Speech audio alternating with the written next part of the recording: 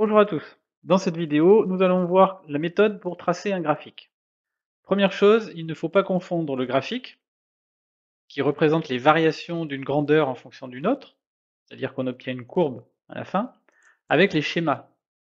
Ici, nous avons un schéma électrique, ce n'est pas du tout un graphique, et ici, nous avons le schéma d'une expérience de chimie. La première chose, voilà, c'est dans un énoncé de ne pas confondre le mot schéma avec le mot graphique.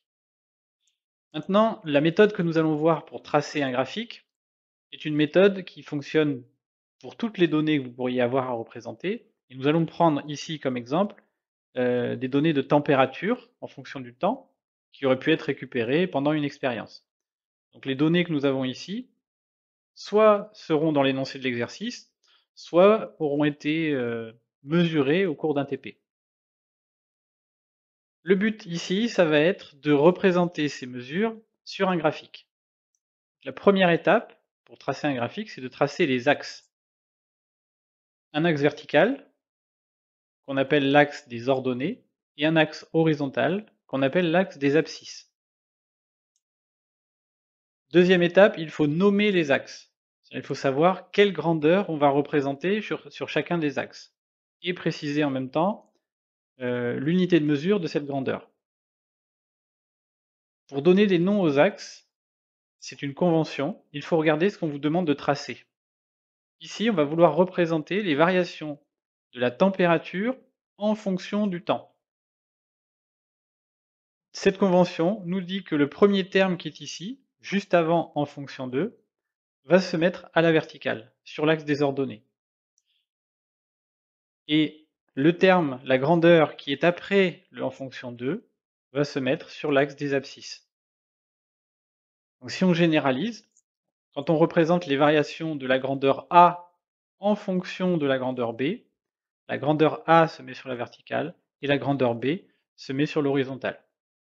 Ne pas oublier de noter le nom de la grandeur et son unité à côté.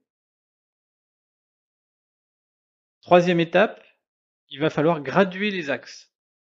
Alors pour graduer les axes, on va vous donner ce qu'on appelle des échelles. Alors soit on vous les donne, généralement au collège on vous les donne, ou alors c'est à vous de les trouver. Et là on va faire comme si on nous les donnait. Cette échelle va nous dire combien représente un carreau sur le graphique.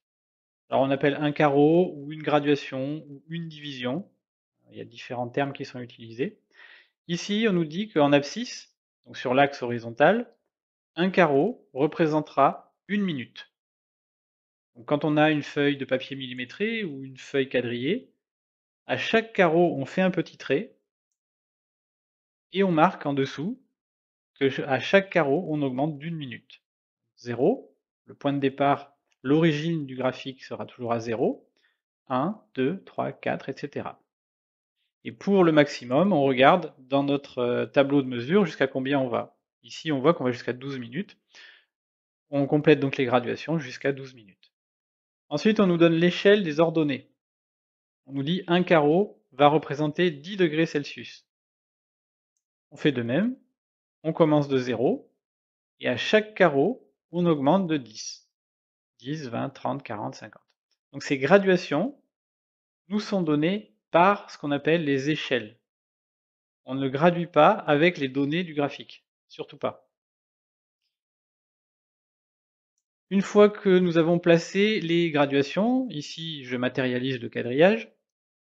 Généralement vous l'avez sur la feuille de papier millimétré ou avec le quadrillage de votre feuille. La quatrième étape, c'est de placer les points. C'est-à-dire toutes nos mesures ici, il va falloir les placer sur le graphique. Pour cela, il faut prendre les mesures 2 par 2, c'est-à-dire une mesure ici de température avec la mesure de temps qui correspond, qui est dans la même colonne. On sait qu'à 0 minute, il faisait 20 degrés Celsius. Sur le graphique, on cherche 0 minute, c'est le point de départ, et on cherche 20 degrés Celsius, c'est ici. Donc au-dessus de 0 minute, on monte jusqu'à 20 degrés Celsius. Et à ce moment-là, on met une croix, sous la forme d'un petit plus, pour indiquer le point de mesure. Et après, on continue de la même manière sur tout le tableau. Deuxième point, à 1 minute, il fait 25 degrés Celsius.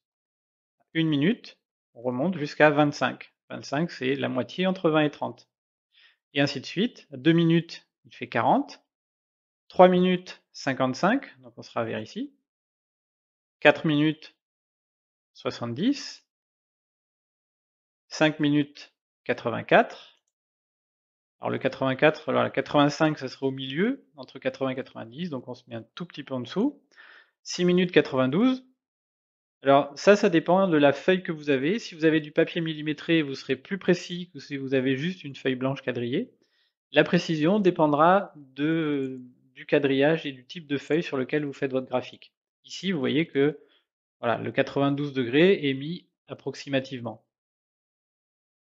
7 minutes 98, donc au-dessus de 95, en dessous de 100, à peu près à la moitié entre les deux. 8 minutes 100, et pour toutes les minutes qui restent, on a encore 100 degrés Celsius. On place les derniers points. L'étape suivante sera de relier les points. Alors là, deux possibilités peuvent se présenter. Soit les points sont alignés, visuellement comme ça on peut vérifier qu'ils sont alignés. À ce moment-là, on prend une règle et on les relie tous ensemble, en plaçant la règle le plus proche possible de tous les points. Si jamais on remarque que la trajectoire est courbe, on le fait à main levée, en plaçant la main à l'intérieur de la courbe pour tracer. Les premiers ici, on observe qu'ils ne sont pas alignés, donc on fait une courbe. Les suivants ici, on observe qu'ils sont alignés, on fait une droite. Ici, nous avons une partie courbe, donc à la main, on partirait d'ici, main à l'intérieur et on trace la courbe. Et les derniers sont alignés, on utilise la règle. Donc on évite et on ne relie pas les points à la règle un par un. Dans cet exemple, nous n'avions que des mesures positives. Il est possible que dans certains graphiques, il y ait des mesures négatives. Par exemple, si on étudie la solidification de l'eau, on va avoir des températures qui pourront descendre en dessous de 0 degré. À ce moment-là, pour graduer les axes, il faut prévoir, c'est-à-dire que l'endroit où se croisent les axes, c'est toujours l'origine des graduations. Donc le 0 degré Celsius devra se trouver en face de l'axe, et on va le placer environ au milieu de l'axe vertical, de l'axe des ordonnées, pour pouvoir placer en dessous les températures négatives. On procéderait de la même manière si la grandeur représentée sur l'axe des abscisses avait des valeurs négatives. Quand nous avons une courbe qui a été tracée sur un graphique, on peut nous demander de lire certaines valeurs sur ce graphique. Nous allons réutiliser le graphique qui a été tracé précédemment et nous allons voir le genre de questions qui peuvent être posées. Premier type de question, quelle est la température atteinte à 5 minutes? Pour répondre à cette question, il faut situer sur le graphique 5 minutes. 5 minutes, c'est donc sur l'axe gradué en minutes, c'est ici. Et pour connaître la température atteinte à 5 minutes, on va partir de ce point et monter jusqu'à rencontrer la courbe. Arrivé à cet endroit-là, on part à l'horizontale pour lire la température qui correspond à cette hauteur. Et ici, la température qui correspond à 5 minutes, c'est 85 degrés Celsius. L'avantage d'avoir tracé la courbe pour relier les points, c'est qu'on va pouvoir trouver des points qui n'ont pas été mesurés précédemment. Si on vous demande quelle est la température atteinte à 3 minutes 30, 3 minutes 30, c'est pas un point qui a été mesuré. 3 minutes 30, c'est la moitié entre 3 et 4, ici. Ici. On procède de la même manière, on monte jusqu'à la courbe, et on va à l'horizontale sur l'axe des températures. Et ici, on trouve que, au bout de 3 minutes 30, la température était de 60 degrés Celsius. On peut aussi vous demander l'inverse, c'est-à-dire qu'on vous donne une température et on vous demande de trouver au bout de combien de minutes elle a été atteinte. Alors 40 degrés Celsius, c'est ici.